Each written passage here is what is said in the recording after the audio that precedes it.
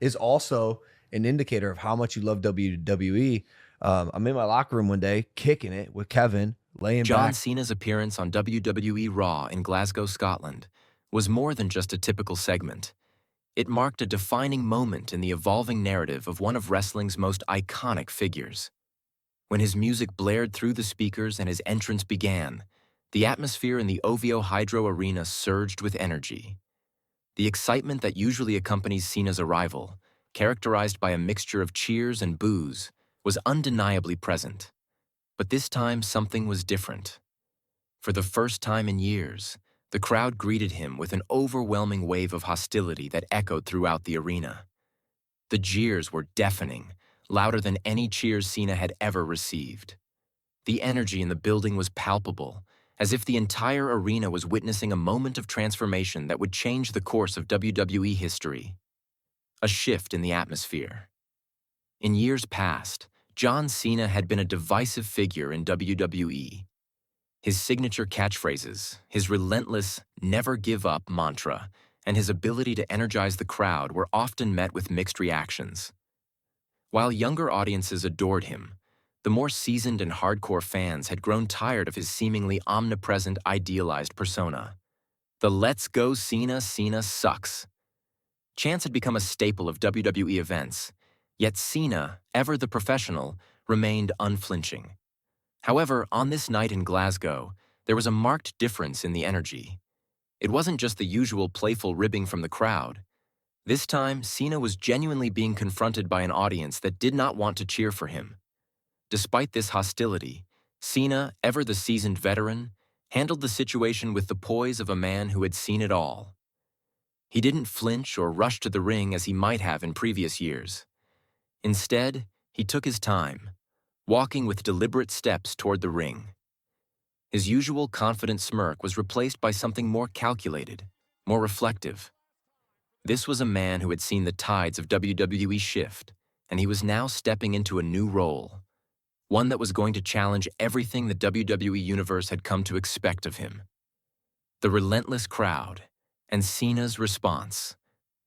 As Cena entered the ring, the crowd's hostility showed no sign of letting up. In fact, it intensified as he stood in the center of the squared circle, soaking in the venom that was being hurled his way. Fans shouted insults, some of which were so intense they would typically be censored for television. Yet, despite the attempts by WWE's partners, such as Netflix, to mute the explicit language, the animosity was clear. Cena had found himself in an unfamiliar position, a position he would soon turn to his advantage. Rather than retreating or showing any signs of weakness, Cena leaned into the negativity. He raised his hand in a gesture that invited the crowd to bring even more hate.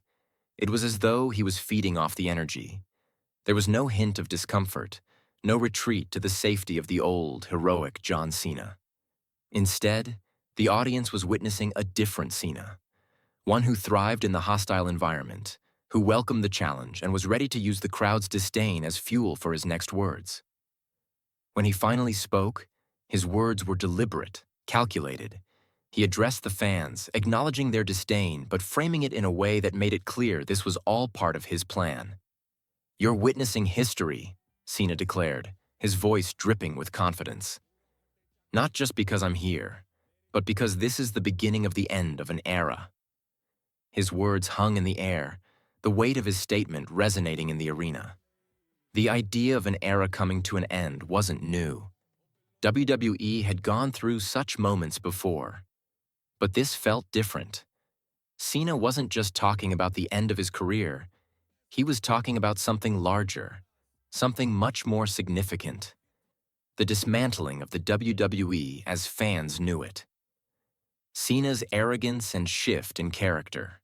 Cena's tone was sharper than ever before.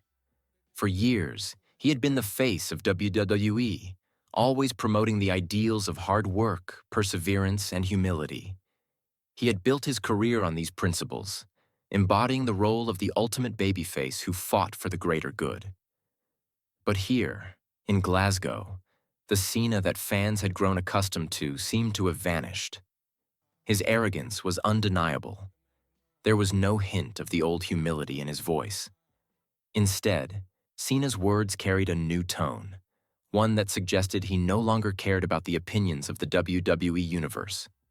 He wasn't interested in being the hero. He wasn't interested in being loved.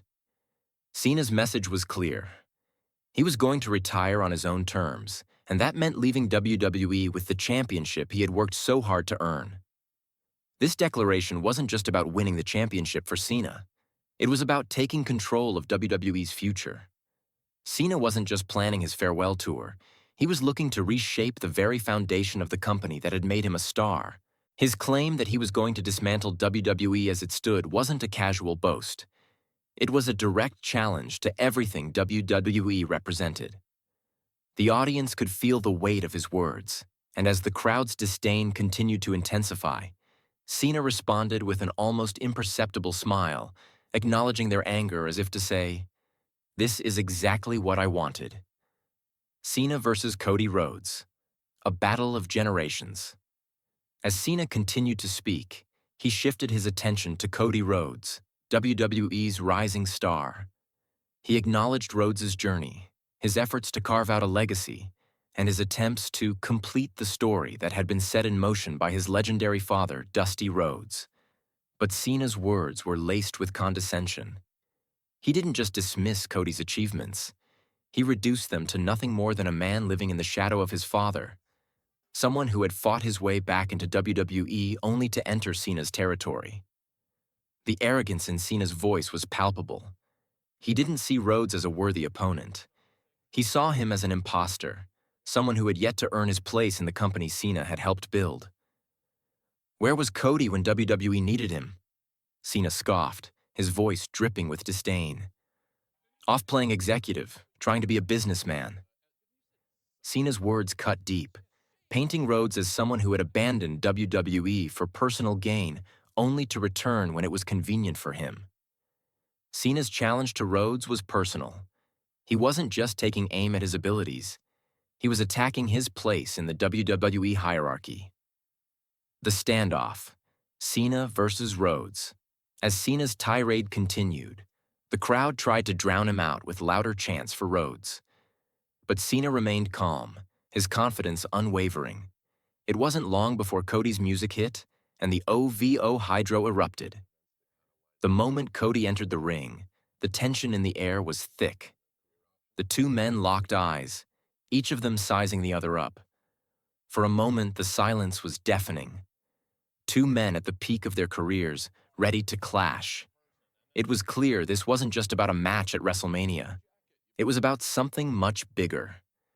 The verbal exchange between the two men became more intense, with Cena pushing the idea that he was the last true megastar in WWE, the last man standing from the golden era of wrestling.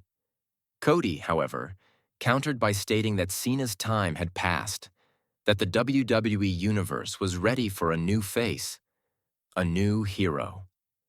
Every word was a shot, every sentence a challenge.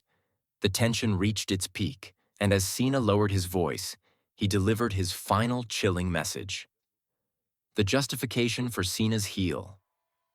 Turn Cena's turn into a more sinister, self-serving persona is more than just a shocking moment in WWE history. It is a justified evolution of his character. For over 2 decades, Cena had been the face of WWE, the embodiment of the company's ideals. But as the years passed, it became clear that Cena's time in the spotlight was coming to an end. The younger generation had taken the mantle, and Cena found himself in a position where he no longer had to be the clean-cut hero. His recent actions, his heel turn, were rooted in the realities of his career. He didn't need to be the workhorse for WWE anymore. He could afford to be who he wanted to be. Cena's new persona as a heel isn't just about being the villain. It's about reclaiming his legacy.